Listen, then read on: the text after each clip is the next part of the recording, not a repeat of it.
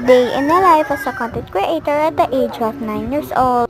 So ngayon nga, kakatamad nga palang lumabas. At nakakatamad din mag-vlog. So ayan nga po pala, kitang-kita nyo naman ako, nakapangbahay nga lang ako dyan. Dahil andito lang naman ako sa bahay at kumakanta-kanta pa nga.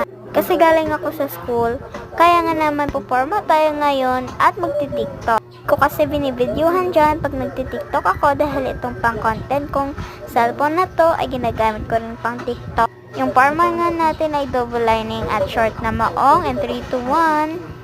Ayan na nga pala yung ating transition at napakaganda nga yan. Kasi kanina ay portfolio day namin sa school. Ayan yung sinuot ko kanina. So, hindi ko kaya na vlog dahil super busy rin. Kasi naiwanan din namin tong cellphone dahil nga umuulan. Yung akin lang pong cellphone na dala ko. Ayan na po pala yung aking outfit for today's video. Balak ko sana dyan mag my day ability. Kaso sayang na sa oras. Maganda kasi pag nagpa-vlog ka tapos ganyan yung outfit mo.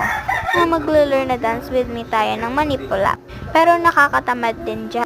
Kitang-kita nyo naman dahil nga hindi maliwanag yung video natin for today's video. At ayan, selfie-selfie lang muna. Yung sinasabi ko nakakatamad kumilos dahil nga maulan. Ayan na nga pala at kumuha na rin nga ako ng electric fan. Habang umuulan ay tudo pa rin yung electric fan. Number 3 pa nga yan. Si mama nga parang re-resign na nga dyan sa electric fan pero si auntie nyo hindi na. Anyways nga, dito na tayo sa kwarto. Kinuha ko na rin to dahil kinuha ko yan kanina dun sa boxes. Tapos kasi makalat na rin kasi medyo yung bahay na to. Kaya kinuha ko yung singsing tapos may naramdaman akong basa. Kalimutan ko yung singsing ko pala ay nabasa ng alcohol. Eto nga pala tayo ngayon at bumihis na ako ng pangbahay. Ito lang yung vlog ko. Bye!